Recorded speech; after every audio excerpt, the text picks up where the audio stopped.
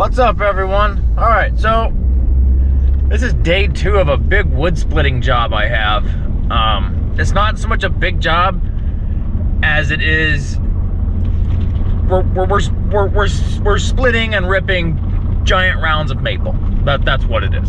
So I had the job scheduled to do today, which is Saturday, and I thought yesterday I'll go ahead and get a little bit of a head start and prep the wood for a log splitter. You know, just buck it up, just get it in some pieces we can put on a splitter. And then I was like, you know what? We're just gonna rip this wood and bust it up into pieces that a person can pick up and carry by themselves. Because we're talking almost 5-foot rounds of maple. Big wood, big wood. So they're gonna burn it in their outdoor fire pit. We had a tree service take this down. Well, I'm not gonna say it was a tree service. They had some sketchy people cut this tree down and they just left the mess. So that's what I'm here to do, is just to bust it up so they can carry it into their fire pit to burn. That's all I'm doing. So I decided against getting the wood splitter because it's gonna be too much work to move, you know, 300-400 pound rounds of wood over to the splitter. I don't have the equipment to do that. My back ain't gonna let me do that. So we are ripping. I'm just ripping it with the saws, and then I'm just taking an axe and you know, just busting it up into pieces that can be carried. So that's where I'm going to today. I did put 3 hours into it yesterday and almost got it buttoned up, so I'm hoping I can get it done pretty quick today. The only challenge is I have a couple big rounds of wood that I can't lift up to rip, so I may have to stand on top, well, you know, cut from above and rip them that way, because I can't, I simply just can't lift them up. I wish I could, but I can't. I don't have a way to do that. So what we're gonna do, so yeah, let's go on ahead and get to the job site. Check this out. So the inspiration for this video, usually I wouldn't log anything like this on video just because I just, you know, whatever. But I'm a new subscriber. I'm a new subscriber to Mr. Joe over at Joe's Premium Firewood, and he's got 2 channels: Joe's Premium Firewood Videos 2, and then Joe's Premium Firewood. Man, I hope I didn't mess that up because I ain't looking at it right now, and I don't stare at usernames after I subscribe. But anyways, I'll put a link to his channels down in the description. Anyway, Joe, I hope you like this video, if you even get around to it. If you do, throw me a comment down below and let me know what you think.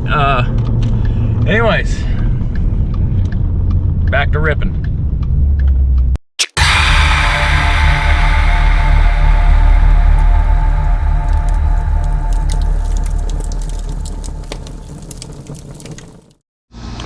Here's what we're dealing with.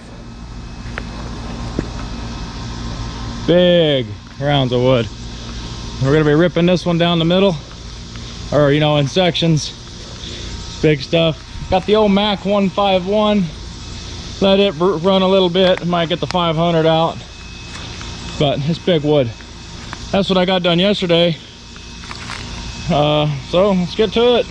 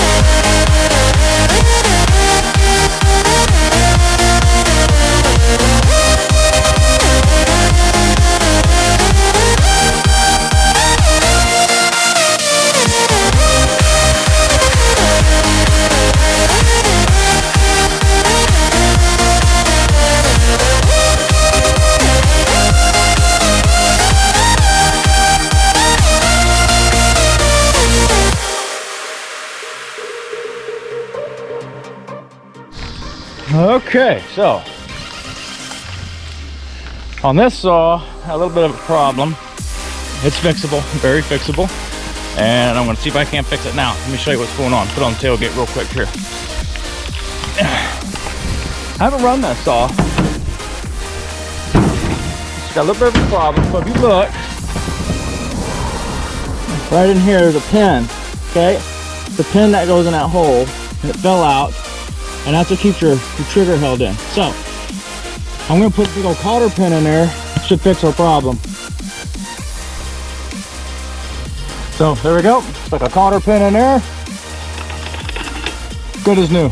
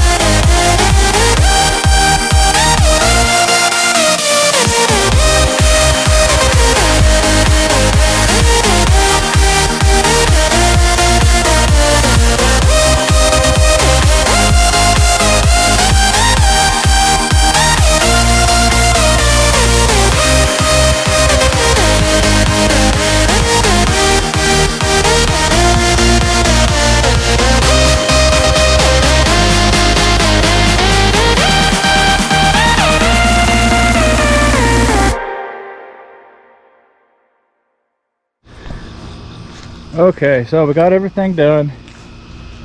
All those big pieces, they're all ripped up.